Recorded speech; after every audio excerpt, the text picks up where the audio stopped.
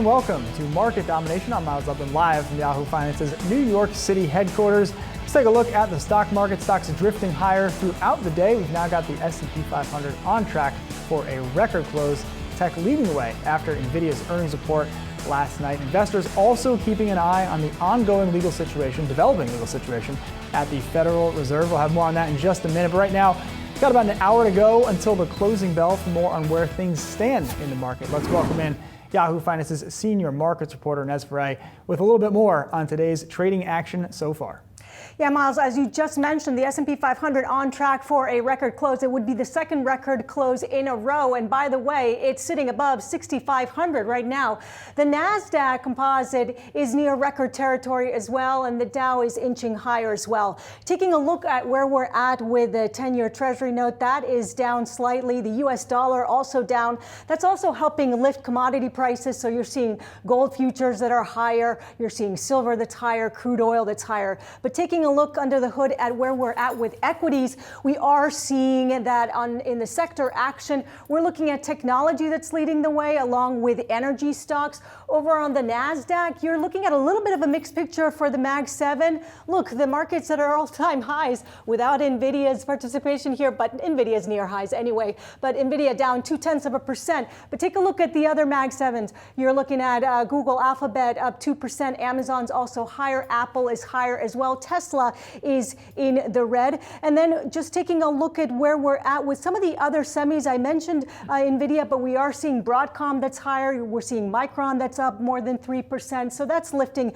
the tech sector as well. And then just taking a look at where we're at with crypto. We have seen a bit of a rotation in recent days into Ethereum. Today, Ethereum pulling back down 2% for Ether, but Bitcoin up 0.3%. If you take a look, though, year to date at where these two stand, Bitcoin up 19% year to date, Ether 33%, Miles. You know, Inez, can I just stay here on the markets for a second and talk a little bit about like the feel of today, especially when you were looking at that board, of the sectors and then again of what we were looking at in the NASDAQ. It feels like today just sort of representative of like, yep, here's what the year's been. It's been a lot of these companies, Tesla as a laggard, we're fine with that. Nvidia, despite its bottom, double off the bottom, let's say, in early April, it hasn't been quite as exciting of a trade, let's say, so far in 2025.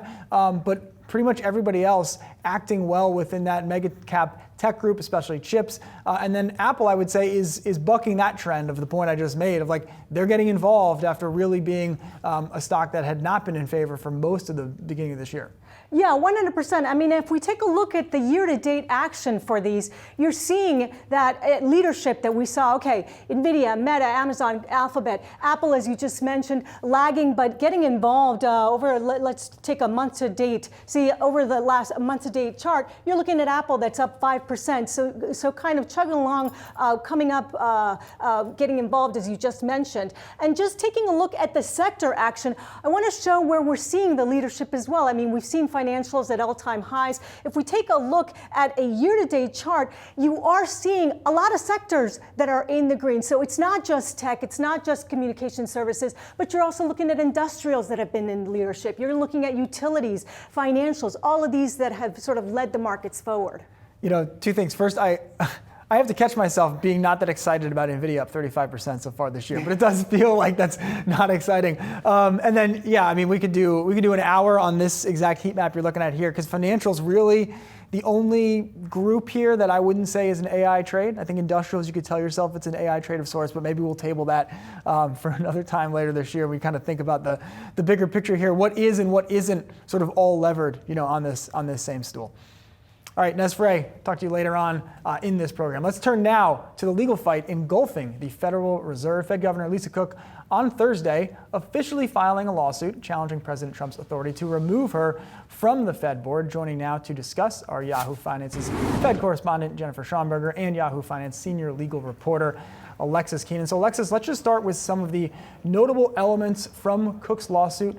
That was filed today. The legal path forward from here, given what we saw in that initial court filing this morning. Okay, yeah. So this morning the suit came out and it was filed by Cook in the D.C. District Court. That's a trial court in that jurisdiction. And it's not only against President Trump, but it's also brought against the Federal Reserve Board as well as Fed Chair Jerome Powell. Now, the reason for those other two being added to the suit is that Cook is trying to protect against their ability to carry out Trump's termination if that were to happen. Now, what she is asking for in this lawsuit, A, is an injunction. She wants to run into court and ask for a judge to preserve her job, essentially. She also wants the court, though, to make a series of declarations. She wants the court to say that President Trump's attempt to fire her was illegal. And she also wants the court to define what Congress meant when they said that the President Trump would need cause under the Federal Reserve Act in order to fire a board member. Now, she also wants cause to mean specifically inefficiency, also neglect of duty and malfeasance. That's some of the language we've seen in other cases when it comes to firing of federal officials. She also specifically wants cause not to mean an unsubstantiated allegation of mortgage fraud. So that's very specific to her case. And she also points out it should not be this allegation that happened before her confirmation. So really getting into the nitty-gritty there. She also wants the court to say that the president violated her First Amendment, or rather her Fifth Amendment right to due process. She said she should get a notice and hearing before she is possibly jeopardized of her job. And also she's asking that the court block the other members from the Federal Reserve Board and Chair Powell from being able to carry out that termination. Now, there is a hearing scheduled right away tomorrow at 10 a.m. It's going to be before Judge Gia Cobb. She is a Biden appointee, and she is going to be taking a look specifically tomorrow at the request to immediately preserve the job for Governor Cook. All right, so Jen, let's talk a little bit about the policy impact, or the, I don't know, suspected policy impact, just like where we go from here, because we're less than 3 weeks out from the beginning of the Fed's next policy meeting. I know we were just in Jackson Hole. Feels like we just had the July decision to hold rates. So as you kind of look at it from a policy standpoint, has this changed the conversation at all? Do you get the sense that this is weighing on maybe how that discussion will go from a policy standpoint? Obviously the personnel, unique circumstances, but just thinking about 3 cuts this year, 4 cuts this year, does the Cook kind of legal drama factor in at all right now? Yeah, frankly, in the short term, Miles, I'm not sure it may mean that much for the Fed. We know that Lisa Cook generally votes along with Fed Chair Jay Powell. So he's opened the door to a rate cut for September. We're going to get more data, including tomorrow, on inflation that's going to dictate whether the Fed follows through or not on that. So if she still is in place and gets, that injunction, and as this is continuing to work through the court system, it may mean that she just votes along with the chair. If President Trump gets his way and there's a vacancy, I really don't see the Senate Banking Committee moving fast enough to fill that vacancy, along with Adriana Kugler's seat that was vacated back in August, and one that the president has nominated current CEA Director Stephen Myron to fill. So short term, I don't see many implications here. It's really over the longer term. This is a chance for President Trump to continue, for lack of a better way of putting it, packing the Federal Reserve, really shaping the Fed. And, once he puts officials in place, of course, he doesn't have any influence on how they will vote, but he is certainly looking for people who have a dovish viewpoint. So in the short term, that means, lower rates. That could probably boost economic growth. But if inflation is a question mark, there is the potential for higher inflation if folks continue to vote at more of a dovish stance. We're just really going to have to see how the economy plays out and how these new Fed members may vote accordingly.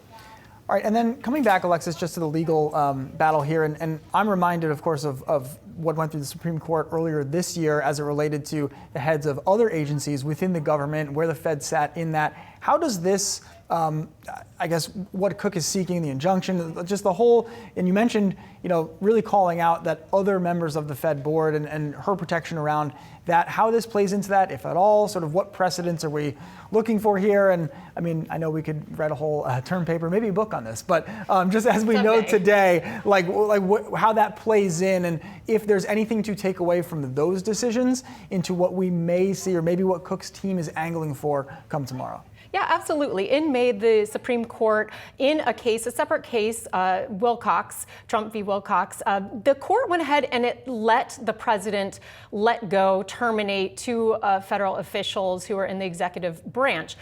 Though they did say in that decision something very specific to the Federal Reserve. The justices singled out the Federal Reserve and said it is special. They called it uniquely situated, a quasi-private entity that is what's suggesting really that the Federal Reserve and its members should have special protection and that the bar would be higher in order for the president to be able to terminate them. Now, where that language is, though, in the Federal Reserve Act has not been specifically addressed and kind of laid out by the Supreme Court, that for-cause language. So that's what will turn this case. And this is not the end also, Miles. No matter how this turns out at the district court level, we would expect it to be appealed to the circuit court. And many legal experts that I talk to think that this is one that will land squarely in the Supreme Court. All right, Alexis and Jennifer, we'll leave it there. We'll certainly hear from you guys tomorrow. Thanks so much. All right, let's stay with the Fed now, bringing in Empower's Chief Investment Strategist, Marta Norton. Marta, let's just start with what we've heard, the legal drama, the personnel drama, a new wrinkle, I think, to the general Fed conversation, right? It's like rates up, rates down, good for markets, bad for markets. How have you kind of thought about this and tried to think through, let's call it a unique time for watching the Fed and what that interplay is like with markets? Yeah, it's hard to throw yet another variable into the confusing story that is monetary policy right now.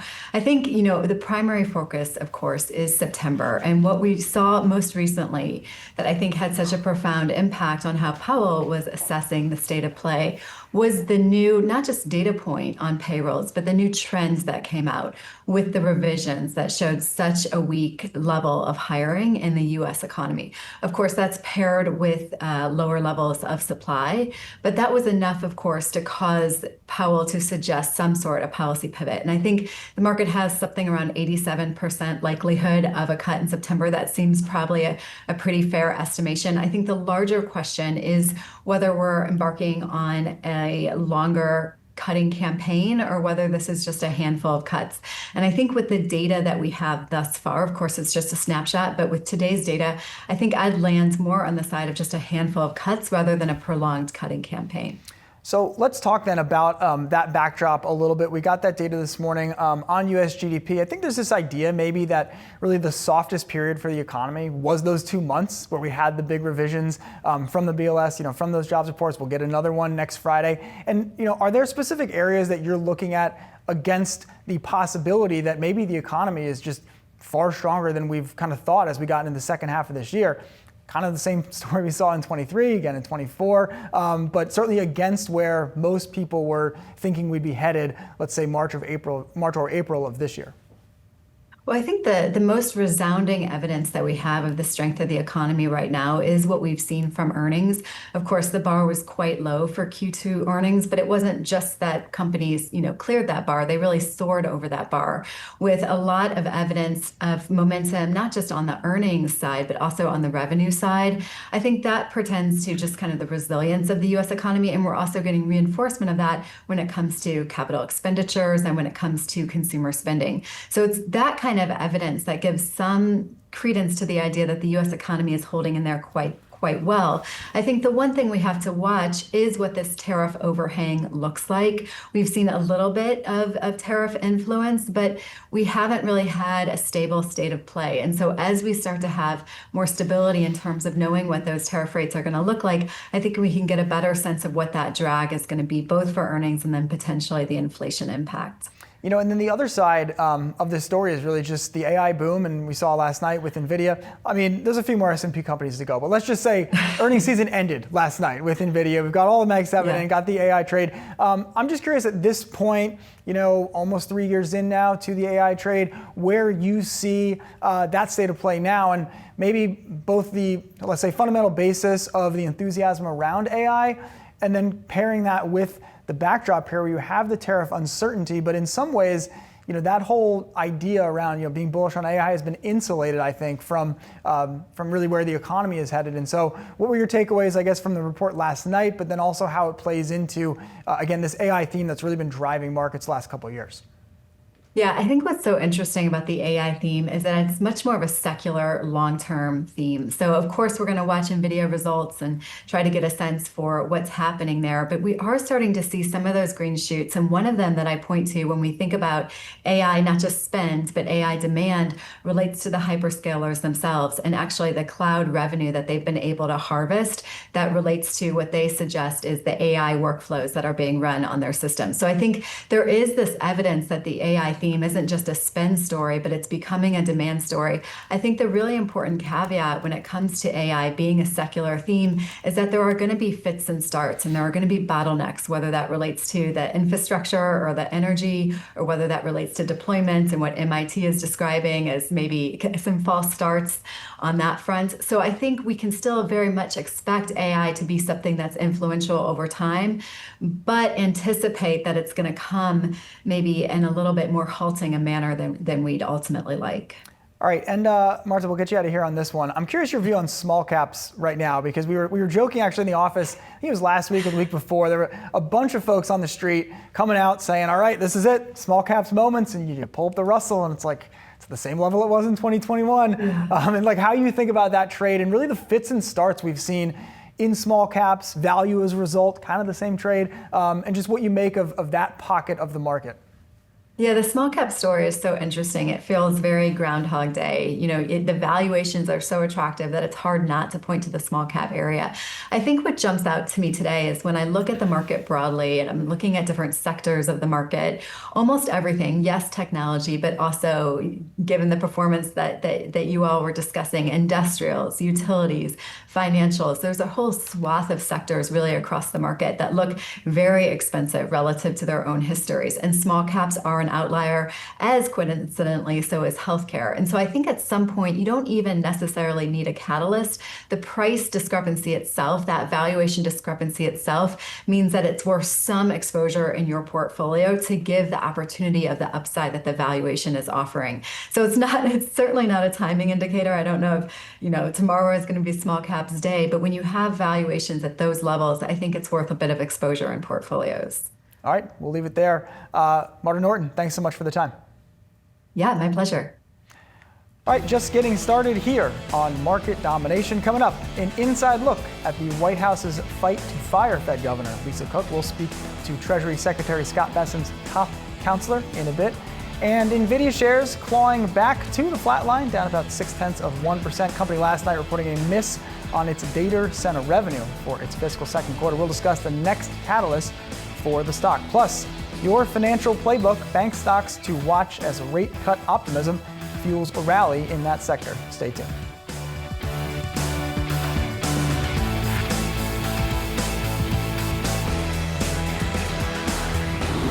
All right, stocks on the move higher. The S&P 500 reaching above 6,500 for the first time ever. Our next guest noting that while August and September have tended to be weaker and more volatile months in the calendar, anybody still waiting for another major correction this year likely to be disappointed. Here to discuss this and more is Thomas Hayes. He's Great Hill Capital's chairman and managing member. So Tom, let's just start. Let's start away from maybe the overall look at markets and something you flagged in your note that we've talked about this summer, but I want to kind of double click on, which is the most shorted stocks, like the meme trade, things everyone hates. If you pull up screeners, you can do it 3 different ways, but some of those most shorted names, I mean, it's intuitive, short squeezes happen all the time, but like we have seen some of those names be real market leader stocks have doubled, tripled. Yeah. What does that say to you about sentiment in this market, and how has that really evolved, just over the last couple of months? Yeah, this is the keep your job trade. Because basically you had $1 trillion of equity sold in the whole April 7th. Yep. Managers simply haven't caught up. They've been skeptical the entire rally, most hated V-shaped rally. And what we get trapped into as investors is recency bias. We think what's happened in the recent past is going to happen again. On average, the last 100 years, we've had 20% corrections every 3.5 years. We've had 3 of those in the last 5 years. So everyone's like, when's the next one coming? The next one is not coming. Not coming soon. 3 to 5% dips from now through the year end. You want to be a buyer. Managers are going to be buyers, but they can't chase what's already up. They can't chase Mag 7 and catch their benchmarks. What they have to do is chase the laggards. And you know what? Chair Powell's about face kind of on Friday has paved the way that this trade can really, really work into year end because it's concentrated in small caps and mid caps. Can I ask a theory that I have around the Liberation Day, the problem it caused? The timing of it has not been discussed that much, that it was literally the second day of the second quarter. And there's a quarter balancing portfolio flows piece of it around a lot of people got a lot of money in the door, unexpected event happens, you're like, I don't want anything to do with this. And to your point about catching up to the benchmark, I think for a lot of portfolio managers, you were kind of double hit with the uncertainty of tariffs, what the impact is going to be, and also issuing these client statements, you're getting flows. You don't people send you a check on April 1st, here you go. You're like, here I go. What are we doing now? And I think that, in terms of the benchmarking, the stuff that isn't really a day-to-day part of the conversation, that behavior shows that people are sending out statements they don't want to, on June 30 and then again on September 30. Yeah, I think there's something to that. I think where you really get screwed, honestly, as a manager, is if you're chasing indices and day-to-day ticks. I mean, what we did a conference call with our clients on literally on April 7th. And we went through every single portfolio company by company, and assumed the worst case scenario with tariffs. Mm-hmm. They were pricing in beyond the worst case scenario. And I said, listen, I have never asked anyone to send in money, period. Yep. And there was one other time I did, which was the fall of 2022. And I said, if you're going to send in money, now's the time. Mm-hmm. And at that time, we were buying tech, which was, you couldn't give away Google, you couldn't give away Amazon. That is down 70%. We did the exact same thing. And my clients stepped up, and we bought everything. Because if the worst is priced in and you know what you own on a company by company basis and solvency risk is off the table, so maybe you get a couple quarters of margin compression, you've got to be a buyer there. There's no way to outperform if you don't take advantage of dislocations. Otherwise, you have efficient market theory. Right. And then there's no room for an active manager. Right. So when it's raining, you got to roll. You got to just put out the umbrella and go buy. All right, there you go. All right, let's talk about a name you do like, Intel. Yes. So I'm just curious what you make of this whole situation, because there's 2 tracks. You've got the fundamental, what's going on with the company. Can Lip-Bhutan turn this thing around? And now the government's, 9.9% passive equity holder. Yeah. So allegedly passive. Formally passive, let's say. So we can have the ideological argument: should the government be a stakeholder? Should they not? Should the taxpayers be a stakeholder? Should they not? The fact of the matter is they took our money, we should get something, okay? So now existential risk is off the table, which means if I'm a potential client, we saw NVIDIA's earnings.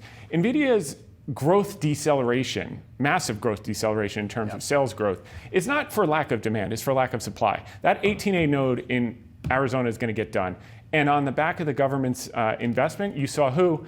Masayoshi-san. SoftBank said, oh, government's in, I'm in. Here's $2 billion, let's go. I believe Intel can be an advanced chip designer. And then lastly, you're betting on the jockey. Lip-Bhutan is a rock star. He came into Cadence Design Systems when the stock was down 86%. Mm-hmm. Over the next 14 years, if you had invested with him, you got a 68 bagger. $1 million became $68 million. I'm not saying that's gonna happen with Intel, but if they get this fab right, here's the thing. AMD, NVIDIA, Vago, all of them, they are designers. ARM Holdings, they design, they don't produce. So they rely on the kindness of strangers. If Taiwan Semiconductor goes away tomorrow, they are out of business. They desperately need Intel to succeed. And once Intel succeeds, where are they going to direct their orders? If they want an ear in Washington, they're going to direct them to Intel. If they want to spread their risk, they're going to direct them to Intel. It's going to be a monopoly. Let's call it a duopoly. It's going to be a very good thing, and Lip-Bhutan is going to be a hero. All right, Tom, stick with me. All right, time now for some of today's trending tickers. Still here with me is Great Hill Capital's Thomas Hayes. We're taking a look at Tesla, Snowflake, and Amazon. So let's start with Tesla. The EV maker's troubles in Europe continuing to add up. Tesla EV registrations, a proxy for sales on the continent, down 40.2% in Europe compared to a year ago. You see the stock here down about 1%. And I guess as we think about this kind of name, Tom, it's just like for Tesla, there's the Elon piece of it, and now the Elon government part feels like it's moved on, and now we're just talking about like, are sales growing at any rate? Like, what's the fundamental story here for how many people are going to buy Teslas and all the places they sell them? Yeah, I mean, down 40%. Other than that, how was the play, Mrs. Lincoln? I mean, holy cow. I will say he's doing some innovative things. He's got that Tesla YL coming out in China, which is a 3-row Tesla. That should help offset the competition. But competing with BYD, they're beasts. I mean, this was Charlie Munger and Buffett's kind of sole China play for a decade. It took a decade to work, and then it was like a 20-bagger in 2 years. And they can perform. They are very, very competitive on features. So I think Elon is now getting close to sleeping on the factory floor again, and he's going to innovate and he's going to catch back up.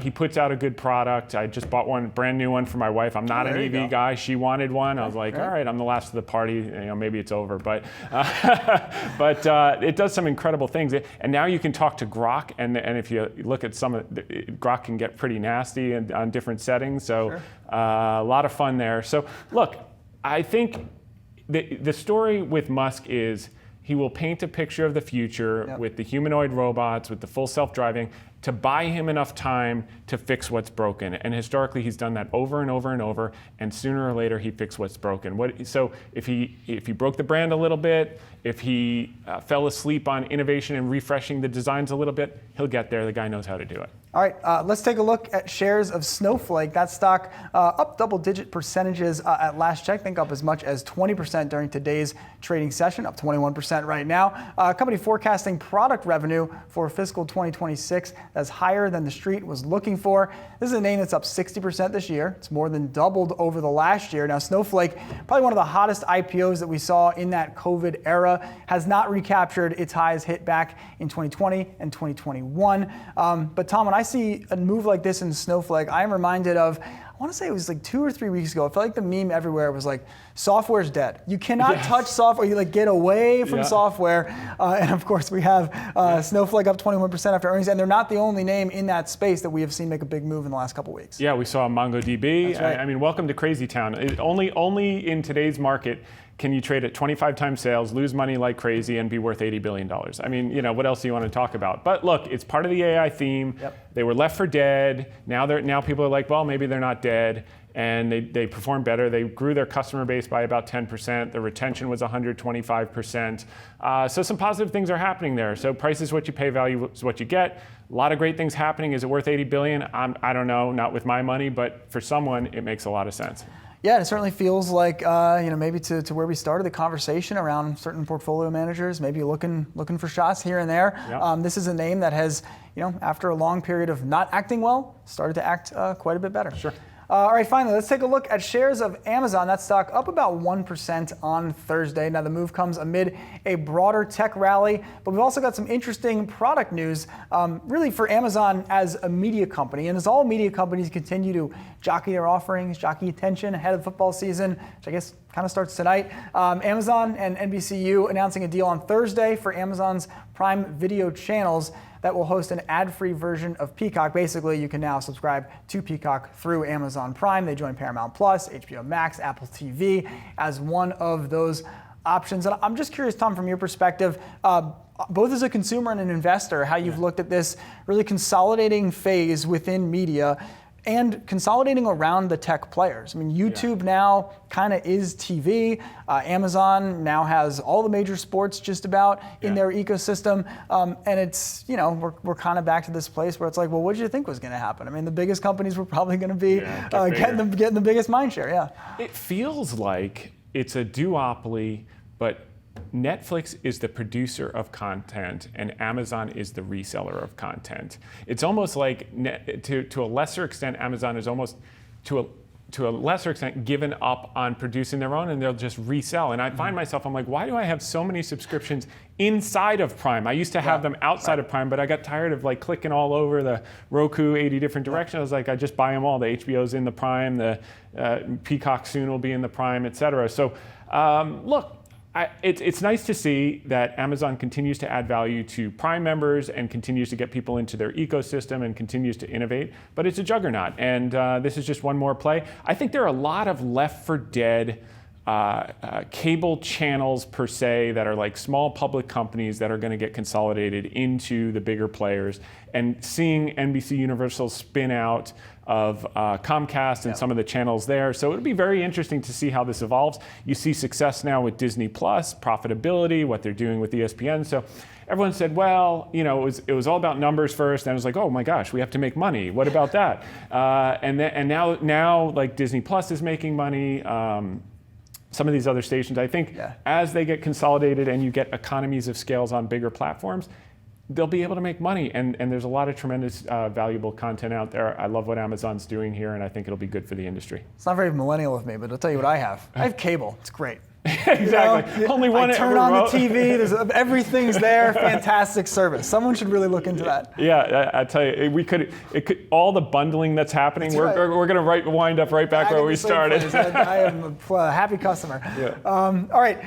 Coming up, we're going to take an inside look at the White House's fight to fire Fed Governor Lisa Cook. We're going to speak to Treasury Secretary Scott Bessent's top counselor. Coming up right after this.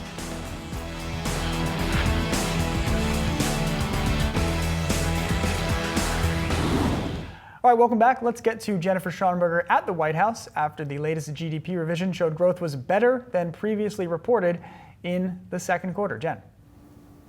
Thanks so much, Miles. I'm joined now by Counselor to the Secretary, Joe Lavorgna. Joe, welcome to Yahoo Finance. It's great to have you in the program. Thank you, Jennifer. Happy to be here. I want to kick things off with the revisions upwards in GDP that we saw. Economic growth was revised up to 3.3% from the initial estimate of 3%.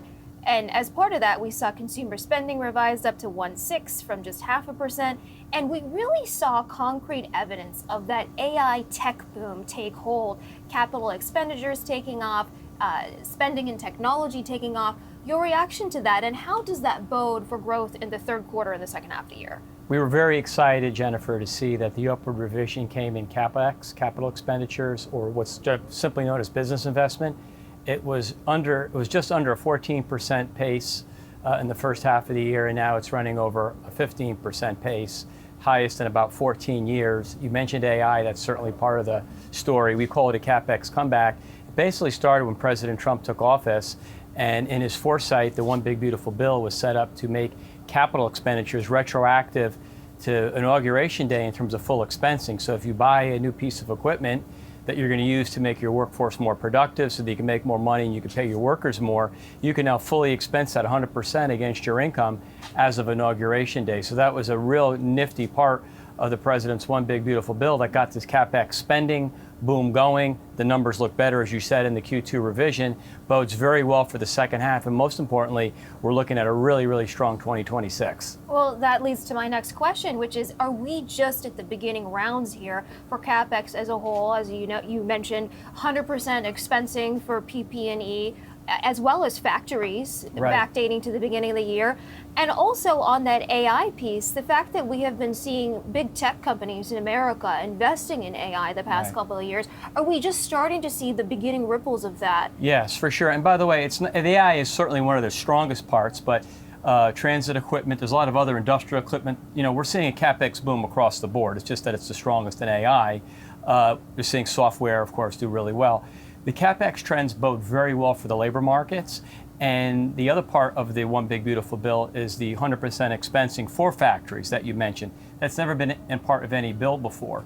So the forward, in other words, if you look at, the bill was signed in record time on July 4th, which is what the president wanted.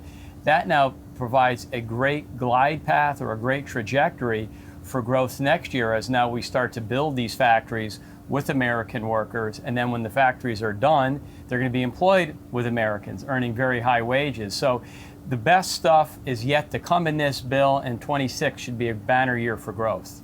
To your point, we saw weaker payrolls growth for the month of July. given the CapEx and the outlook that you've just put forward, do we expect to see a rebound in job growth as we get into the latter half of the year? Yes, absolutely, because in the past, we've always seen job accelerations occur when CapEx happens first. So you get more capital, that capital then goes to the workers that are there, that creates more profits, allows those workers to be paid more. As companies make more, they expand, and it becomes self-feeding and self-sustaining. Switching gears a bit, Fed Governor Lisa Cook officially filed a lawsuit today in D.C. federal court contesting President Trump's firing of her. In her 24-page lawsuit, her lawyers argue that the administration's allegations of mortgage fraud don't satisfy the for-cause clause. But I don't think there was a denial of those mortgage fraud allegations in that lawsuit. Your reaction, the administration's reaction? I mean, for cause is a general term and it's there for a purpose. And it would seem to me if these allegations are true, then that's certainly for cause. I mean, the courts ultimately obviously are going to decide that, but it doesn't look good. So do you think the government will end up having to appeal depending on with the choice of judge? We'll have to wait and see, but I think there's certainly within the president's prerogative and power. If there's something done for cause, then that person should be removed. And we do know that Lisa Cook put in for a restraining order. Typically those are for 2 weeks or so. We're going to be bumping up against the next FOMC meeting on September 16th and 17th, so very close here. If these legal proceedings are still ongoing, how does that bode for the next FOMC meeting? Well, Secretary Bessent has said, he'd like to see the Fed do an internal probe, and the administration really wants to bring government accountability back. And these are one of the things right now that perhaps doesn't look so good for the Fed, but we'll have to wait and see, Jennifer, how this plays out. Unfortunately, the transgression that appears to have occurred doesn't look good, and we'll have to see how the courts weigh on it. But I understand where the president's coming from, and we'll hope the people involved do the right thing, but I'm not sure that's going to happen. Treasury Secretary Scott Bessent has said that interviews for the next Federal Reserve Chair are going to begin post-Labor Day. What is the administration looking for in the next Fed Chair? What can we expect? I think the Secretary certainly wants to have the Fed rejigger to not have this mission creep where you've got climate change and inequality and things that go way beyond the purview of the Fed. So the person coming in, how do they think they could change the system? How can they improve the forecasting process? What do they think about the Fed staff, which seems to be very monolithic in terms of how it approaches the inflation process? They're very Keynesian, or what's known as output gap centric, very demand focused. They believe that demand is what drives inflation when really it's a monetary and credit phenomenon. They clearly have gotten it wrong on the tariffs. Again, because of the metrics they use, they may not have been so forward-looking and accurate as the president was and as Secretary Bessent highlighted. So it's really going to be, how do you have a wholesale reevaluation of how business is done and taking the Fed back to its initial roots and charter of focusing on the economy, low and stable inflation, strong growth, and moderate interest rates. So those candidates will have to see what they have to say, but the Secretary will be looking very closely to see how they want to change things. And before I let you go, Joe, we have seen real wage growth for blue-collar workers surge. The fact that now we're just starting to see the early innings of the CapEx boom take hold, according to you, how does that bode for wage growth? Right. So the president, we've seen now in the first 7 months of the administration, we've seen the second fastest wage growth in the last 60 years, and that was only eclipsed, and right now just by a 10th, in the first Trump administrations. The president's very proud of the fact that real blue-collar wages, these aren't the professional managerial types, these are the backbone of the labor market. The middle and lower income households are really doing well, and with the CapEx comeback we saw in today's GDP data, the bill, the forward in the One Big Beautiful Bill is great with the factory building, us making things again, bringing back high-tech manufacturing jobs, et cetera. All those things are going to lift worker wages, improve living standards, and as the president says, lead us to a golden era. Joe, thank you so much for your insights. So appreciate it. Hope to speak with you again soon. Thank you. That's Joe Lavorgna, counsel to the Secretary. Miles, will send it back to you in New York. All right, Jen Schomburger, thanks so much for that. Coming up, your financial playbook, bank stocks to watch as rate cut optimism fuels a rally in the sector. Stay tuned.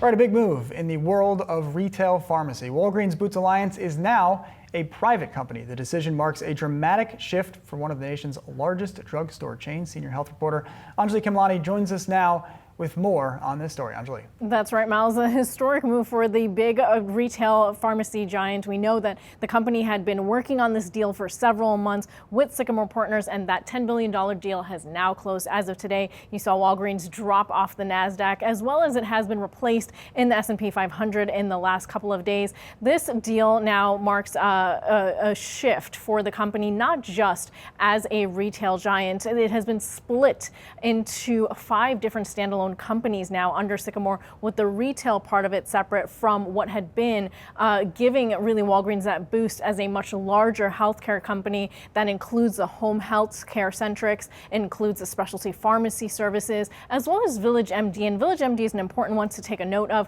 because that is going to potentially also help shareholders with an additional $3 per share if that entity is sold. As you see on your screen, this deal did close at $11.45 per share for shareholders, and we do know that this now shifts the company into potentially seeing other sales. This deal does include, by the way, the chairman or longstanding chairman, Stefano Pessina, and he is part of that deal along with his family. He's been part of the company for many, many years. Meanwhile, a shift in leadership as well. We've seen Tim Wentworth ousted as CEO at the close of the deal, and incoming CEO is going to be from Staples, actually, Mike Moss. So there's a new face there coming into play with lots of retail experience, kind of telling you the direction that Walgreens is going to be taking with this new move. All right, Anjali, thanks so much for that. All right, well, big banks beating the market over the last year, and of late, that's driven by growing hopes the Fed will begin cutting interest rates in September, but questions still remain around whether this momentum will last or if upcoming economic data could shake up the Fed's interest rate path. We're navigating how to play the banking sector with the Yahoo Finance playbook. Joining me now is David Ellison, portfolio manager at Hennessy Funds, and we are still joined by Tom Hayes with Great Hill Capital. David, let's start something that you flagged in your note to us, which quite interesting for the banking sector. I know it's been talked about over the last few months or so. The M&A outlook. Haven't seen a ton of action here for quite some time. Where are you looking to play that? Or how are you playing it? And just what does that do for the overall sector, the overall industry, really, kind of getting unfrozen here after almost 2 decades? Yeah, I think the last comment, unfrozen, after 2 decades, it's been a long 10, 15 years. The regulatory structure obviously tightened down after 2008, and they haven't been able to breathe for a long time. And the hope, I think, is that we will continue to see sort of a deregulatory push, and that will create, acquisition activities, not only in the traditional banks, but in the non-traditional banks. So I think it's, that's historically been a big value creator for investors like myself. Banking is typically a kind of a boring business. It's a get rich slowly process, but the acquisition process sort of accelerates that and gives you opportunities that you wouldn't otherwise have. And Tom, for your for your portfolios, your work, thinking about how where the financials fit into that, are there any names that you like, any ways that you've positioned, or I guess maybe just sort of a macro view on the sector and how it feeds into some other trades? Yeah, 2 things. I would say if I'm going to play banks tomorrow, I'd be playing regional banks. I'd be playing the small caps. I think there's more upside there. I think there's going to be a lot of refinancing happening. If you look at earnings growth of small caps, 35% next year, trading at 17 times versus large cap or S&P 500, 13% earnings growth next year, trading at 22 times. So that's helpful. Our biggest financial position, believe it or not, is PayPal. It's been left for dead. Alex Chris came from Intuit. He ran the small business division, had a huge multi-bagger there. He's doing some innovative things at PayPal. They're generating record free cash, buying record amounts of shares back, doing a lot of stuff with Venmo, with PayPal. Their transaction margin is expanding. So I like the innovation In the international aspect, they're one of the top stablecoin issuers. Most people don't know that about PayPal, so they're on the cutting edge, believe it or not. And 435 million users around the world, so it's very hard to destroy that when you're generating that kind of free cash flow. So we're playing it in a non-traditional way at the moment, but I do see the M&A story, I do see the banking story, but I'd play it on the smaller bank side to the point that he was making about the deals. You know, David, it's interesting. PayPal is a name that you flagged to us in your note, and also just that broader, and Tom mentioned the stablecoin trade, that broader, whether you want to call it crypto, fintech, like let's say next generation banking. How are you thinking about that role and what names might fit into your portfolios, your funds as a result of these changes? Well, I think there's a lot of names that fit there now. I think the issue has been that the traditional banks have lost share to private equity, private debt, to things like PayPal, to you name the you look at Hood, you look at Coinbase, you look at even something like a Rocket. These are all companies that are taking share, and this gets back to sort of the M&A side of it. The banks have to find a way to sort of recapture that momentum and get share back, and M&A is a way to do that. Entering the businesses are a way to do that. So I think the three things I look at is the value of M&A in this business, the value of new products and services that the deregulation will bring, and the benefit of hopefully some sort of use of AI to cut costs. I think if you go back 40 years ago, and when that was when I kind of started 45 years ago, the returns on equity and assets of the industry is about the same as it is today.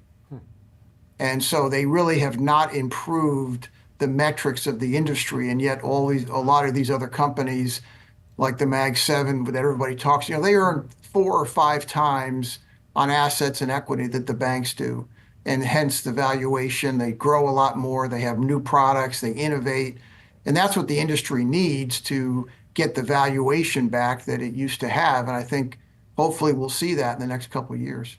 And David, speaking of the traditional business for these banks, we've seen a very strong M&A market just for the investment banking arms of these firms over the summer. We've certainly seen the IPO market coming back. How does that factor into your thought around some of these firms, and particularly the major money center banks, the bulge bracket banks that we're more often talking about than some of the smaller players? Well, the bigger banks have done better because I think people view them as more diversified, less sensitive to rates, less sensitive to the yield curve, although the yield curve has improved of late, less sensitive to sort of minutia regulations. And they also have the money to invest. They have the profits, and presumably they can hire people and pay them appropriately to generate either the AI products or the new products, or do acquisitions, or deal with the regulatory structure. So they have the advantage of size and profitability, and you throw in some decent Wall Street stuff and it's pretty good. But again, Wall Street is not, Wall Street income to me is episodic, and it's what have you done for me lately? The issue is, generating growth in all of the businesses. And I think that's something that, they're trying to do. And I think some people are doing it better than others, but there's still a lot of margin and profit improvement that needs to happen here to, get the stocks to go up even more from here. All right, we'll leave it there. David Ellison with Hennessy Funds. Thanks so much for the time. Yep, you're welcome. All right, it's time now for what to watch in the markets on Friday, August 29th. Let's start off with the economy. The latest data on personal consumption expenditures, or PCE, coming out on Friday. This includes the Fed's preferred inflation gauge, which is expected to hold relatively steady in July. Total PCE falling slightly on a month-over-month basis. Expect to see a 2% increase there. Core PCE expected to rise 0.3% in July. This comes, of course, against a contentious backdrop between President Trump and the Fed, particularly Fed board member Lisa Cook, who is suing Trump over her removal from the position. Now, the potential vacancy, along with the latest inflation data, could have big implications for the Fed's next interest rate decision in September.